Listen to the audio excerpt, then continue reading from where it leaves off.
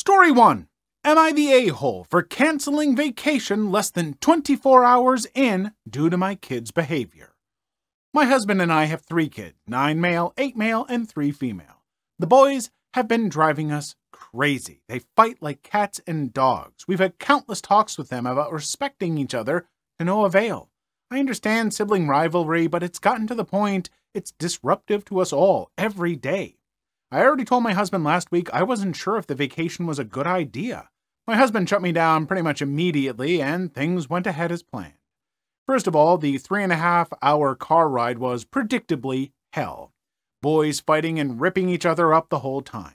Husband and I kept trying to reassure each other that things would be better once we got there and they would be too excited to cause trouble. We were wrong! They had so many reminders of what not to do once we got to the rental house, so they did everything wrong from the get-go. Shoes on the furniture? Check. Running in the house? Check. I turned my back for 2 seconds and the 8-year-old threw a box of chalk in the pool to keep his brother from getting it. We went out to lunch and they were out of control in the restaurant. 9 male ran away from us in a strange place because he didn't get his way. We finally go to the beach and they're frankly being brats, refusing sunscreen, fighting over toys, pushing their luck repeatedly, going farther and farther out in the water than we told them to, cursing. By the time we got back to the house, it was around dinner time and I was fed up. They were totally ruining it for everybody. Nothing had worked, and I told my husband we needed to go home for the reasons mentioned above, mainly that they needed to see a real consequence. My husband still insisted it would get better. I put my foot down and told him that I didn't even want to be there at that point, so either I was leaving or we all were. He got super peed and told me it was ridiculous and unfair to our daughter. I actually agree with him, but saw no other choice at this point. Of course, when I tell the kids, they immediately burst into tears and are begging to stay, promising they will behave. My mother, who came with us, was also near tears. She thinks her precious grandbabies do no wrong. She argued with me too, begging me to just let it go, but I refused to budge. So we left, less than 24 hours into a 4-day vacation. Half the ride home was spent with them sobbing, and my husband pretty much gave me the silent treatment the whole way. My mother decided to stay behind a little longer, but then started randomly texting me about 30 minutes in, asking if I was serious. She knew I was, and told me the whole reason she came was to spend time with the kids, so I had now ruined it for everybody, and they're only little ones. Here we are the following evening, and pretty much no one likes me right now except my 3-year-old. Are they right? Am I the a-hole? Okay, first off, the husband saying that it's like, oh, but you're ruining it for the daughter. She's 3. She's not going to remember. People are not forming, like, their core memories. God, I'm so sick of that term at this point, but they're not doing that at 3, okay? She's gonna forget. I remember nothing from 3. Unless it is truly, truly traumatic, losing out on a 4-day vacation is going to mean nothing to this 3-year-old. As far as the 8 and 9-year-old, look, I'll be the first to admit, I am one that wants to immediately judge the parents and be like, if your kids are acting like that, it's your problem, your fault. I don't know that that's totally true. Maybe in school, maybe other people around. I have no idea. I will say that the father is not coming at this like a parent. He's coming at this like, basically like, but it's my vacation. And he's making excuses for the kids. And sometimes, yeah, parents do have to put their foot down. I don't know exactly how or when or how to raise kids. I have none. I will never have any. And it's probably best that way. But yeah, I don't know. When kids are acting like that, that doesn't sound like a vacation. That sounds more stressful than normal day-to-day life. And maybe the husband doesn't think so because maybe he's not dealing with it or something. Or the mother-in-law just gets to spoil him and just sit back while mom has to deal with the fallout. I don't know, but I fully support this mother's decision. I think she knows what she's doing, and those kids, oh, they need a 3-day timeout. Hey folks, quick content warning. This story has a mention of a child predator. There are no really colorful or off descriptions here that I think would be uncomfortable for folks. But if you're just uncomfortable with the content matter, scroll to time code the editors put on screen here to skip this story. Story 2. Husband caught our friend walking out of our daughter's room while she was sleeping. My husband caught a close friend of ours coming out of our 4-year-old daughter's bedroom during a family get-together last night while she was sleeping. We thought he went inside to grab a drink or use the bathroom. My husband decided he needed to use the bathroom as well, so was waiting, but he was taking a while, so he went inside to check. That's when he caught him leaving the room. When my husband demanded to know what he was doing there, he was speechless and couldn't give an answer. We fortunately kept a nanny cam in our room, so we were able to go back and see that he crept into her room, touched her face, then walked back out, presumably to check if anyone was coming, and then went back inside and grabbed her hand. That's when my husband started walking towards the room.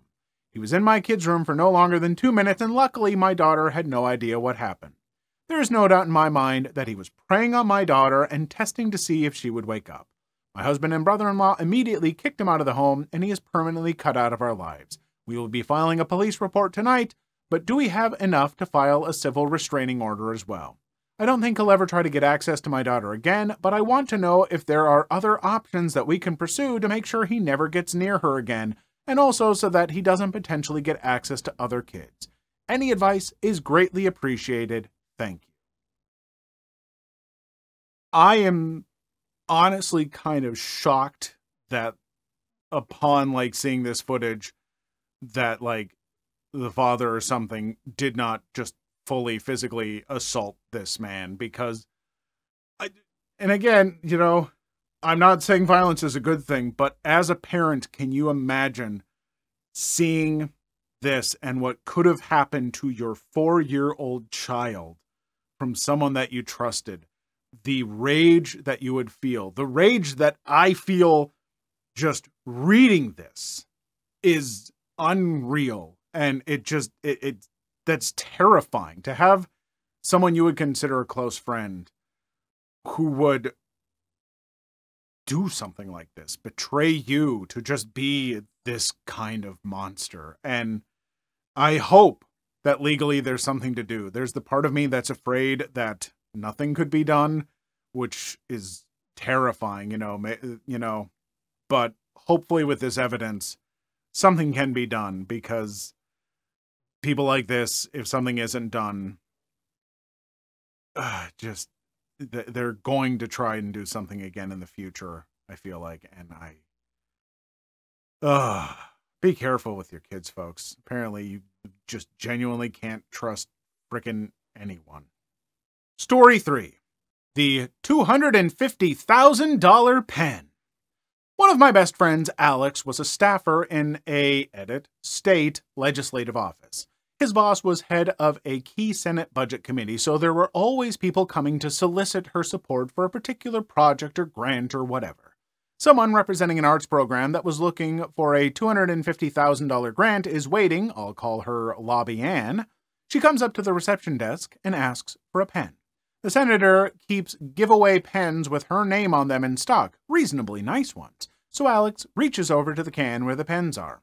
Lobby Ann says something along the lines of, "Well, then the senator will know that I showed up without a pen." So what? She looks across the desk. Alex has some work spread out with his own favorite pen, an expensive one with lapis inlay and engraved with his name and term of office of a campus organization. Lobby Ann reaches over, snatches it up, and drops it in her purse. Alex, who's a very polite person, is completely gobsmacked and then tells Lobby Ann that his personal pen ain't not up for grabs. Lobby Ann gives him a contemptuous look and refuses very rudely. One of the sad/funny things about this story is that she uses a slur that Alex was not sure was a reference to his heritage, Asian, or his perceived sexuality. Oddly enough, given the nature of the stolen object, either slur ended with ink. Alex, confused and deeply upset, sits back down while Lobby Ann flounces back to the waiting area. In a few minutes, the senator comes out to get Lobby Ann. As they're walking past Alex's desk, he stands up and says in a very clear voice, "I'm going to need my pen back." Lobby Ann stops in her tracks, as does the senator, and Alex says calmly, "I may be a slur, or a slur, whatever you want to call me, but that pen is precious to me. You stole it right off this desk, and I want it back." The senator kind of gasps and says, "She stole your lapis pen? She called you a slur?" And then she turns to Lobby Ann, who is frantically fishing around in her purse and stammering about just borrowing it, and says, "Give it back." Once the pen is back in Alex's hands, the senator says to Alex, "Come on back, I need you," and turns and walks back into her office, leaving Lobby Ann standing there as the senator shuts the inner office door in her face. When the senator picks up her purse, smiles a big, bright smile, and says, "Want Starbucks?"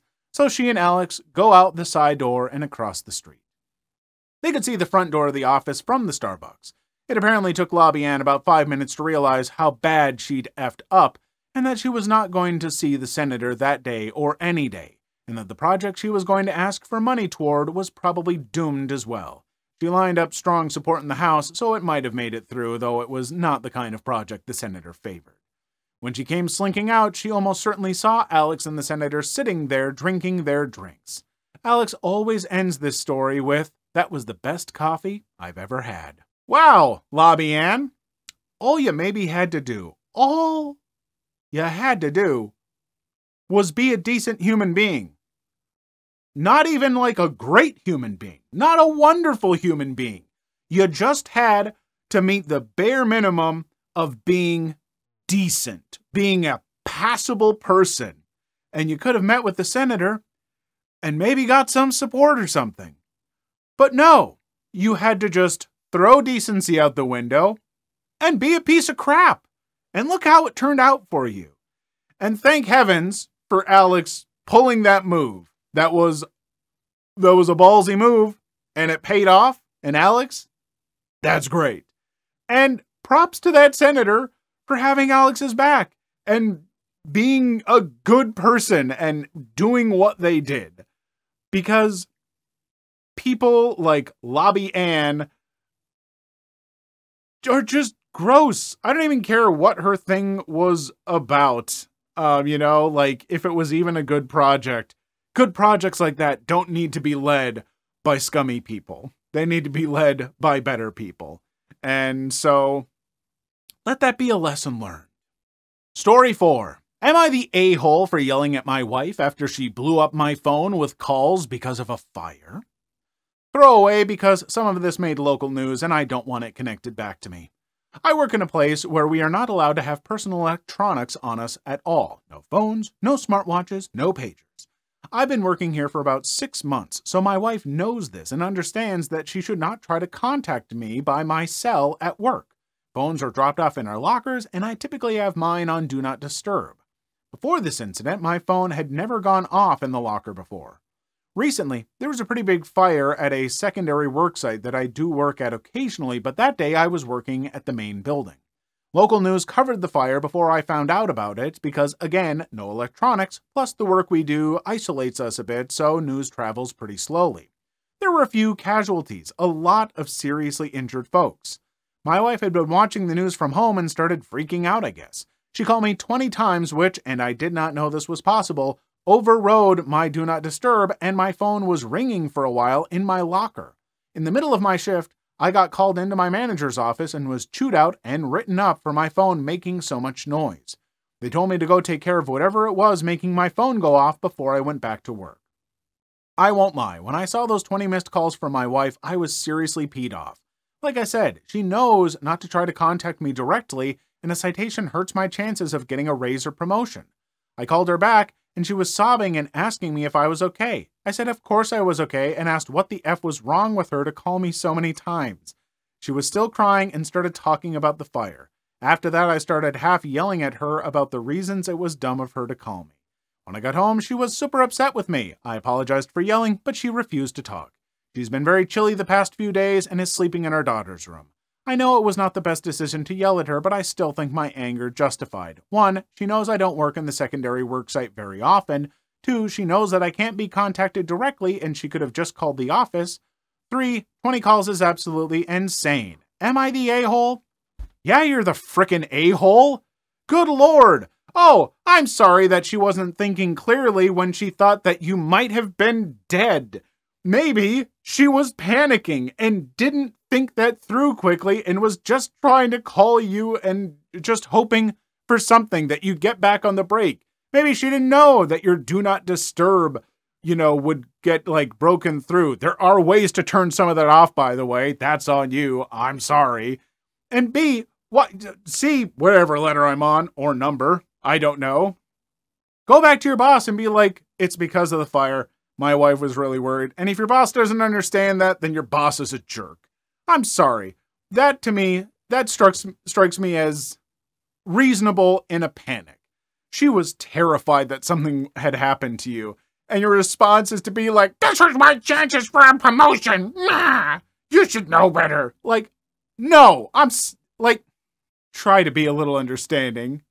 Don't yell at her and just say the things that you did, calling her dumb for trying to call you and stuff. Maybe she couldn't find the number. Who knows? Who knows what was going on? But I don't think you handled it well. And true, you're frustrated in the situation. You reacted in the moment. I don't think you're a complete a-hole, but you're a bit of an a-hole. And for you to still be like, I still think my anger is justified, means that you need to just take a step back and calm down. I'm sorry, I'm not on your side. Story 5. My uncle took revenge on behalf of my parents. As the title gives away, this didn't happen to me, but it is the story of how my uncle avenged my parents. My parents had me when they were plenty young. They were not teens anymore, but had barely left that age bracket. My mom and dad met in college. That was also when they had me. So while my parents were in their courses, I mostly stayed with my grandparents. The whole family lives in the same area, and the college was not that far away. My parents were still young and liked to go out with friends on occasion. When the following happened, I was a few years old. On occasion, they frequented a bar. A drunk guy there groped my mom and did not take a no as a no. My dad intervened and stopped the guy, and half an hour later, all seemed forgotten. The music was loud, the bar was crowded, and then someone in the crowd hit my dad with an empty glass pitcher square in the face.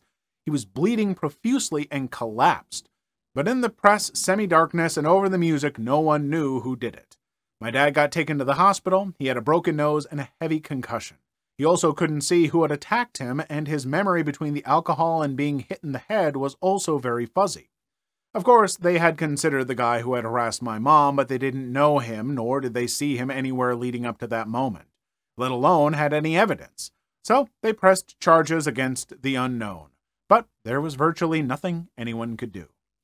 But then a few days later, the piece of crap that had harassed my mom approached her on campus. Turns out he was in the same college as my parents. He made a few veiled comments and left little doubt that it had been him that hit my dad in the face. And the piece of garbage let my mom know that my dad next time should mind his manners, and that the little touching he had done didn't hurt anyone and wasn't that bad. And if he wanted to do it again, he would, and maybe more. And then the piece of crap went on his merry way. My mom was horrified. She went and told my grandparents, my dad, his parents, but no one could do anything. It was a he said, she said deal after all, and my mom hadn't even gotten the guy's name. My mom cried a lot at that time and didn't know what to do. She also was afraid of going to classes or out alone. I honestly don't remember that time very scarcely. I was just a little kid. But I can remember my dad in the hospital and with his broken nose, and my mom is crying a lot. My dad, of course, was just as angry and humiliated as my mom. No one knew what to do, and everyone was treading on eggshells around each other. But that is where my uncle enters the stage. My uncle, my mom's brother, lived on the other side of the country. He was a PI, and he was, of course, the last to hear the full story. But the moment he heard someone had threatened his little sister, he was on his way home. After hearing the full story, my uncle knew it would likely be hard to get the guy in the harassment, the assault, or the threats. He had no evidence. My uncle had my mom point the guy out from afar on campus. It took a few days to find him, but then my uncle started to stalk that piece of human filth. My uncle took sick days, all his vacation, and invested every second possible to find out everything about the harasser. My uncle even approached the pig in another bar and became drinking buddies with him. Over several weeks, my uncle had uncovered all manner of illicit behavior: possession, consumption, and distribution of drugs, theft, and a few other misdemeanors and small-time stuff. And my uncle could have put him away for that. But my uncle always said when asked about that, if he sent the a-hole to prison, it would be for molesting my mom and hurting my dad, and that is what he did. One night, while out with his new buddy drinking, my uncle made the idiot pee drunk and they landed in my uncle's motel room. He got the harasser to incriminate himself on video, rattling off a list of illegal crap he was up to. My uncle had, of course, pretended to be a crook too. Among the stories the a-hole told was the story of how he groped some chick and brainwashed her dude with a pitcher of beer. Now, something needs to be said. In my country, of course, recording someone in secret is illegal, and under some conditions, like if the police does it, it is not a permissible piece of evidence in court. But as a PI, my uncle knew the laws for that exactly. But, paradoxically, the situation is different if it is not only audio but also video, and my uncle had the a-hole on camera confessing. The next day, my uncle turned himself into the police with all his collected evidence, because secretly filming people was still a crime, though the video could be used as evidence in court, as my uncle was not affiliated with the police or any other government agency.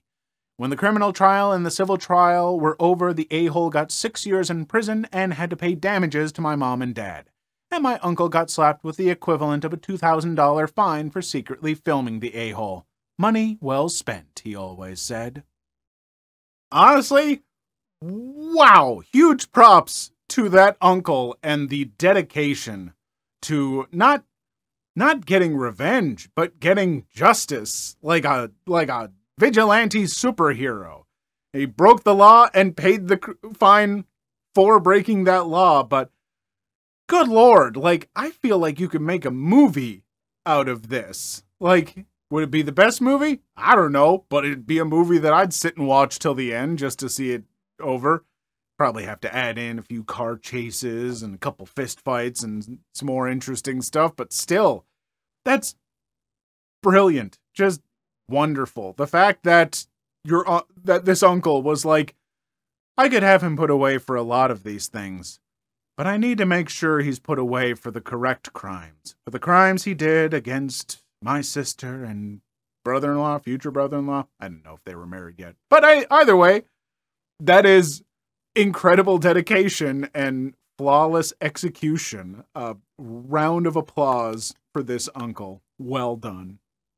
Please leave your story in the comments. I would love to make a video on them in the future. Also, don't forget to like and subscribe.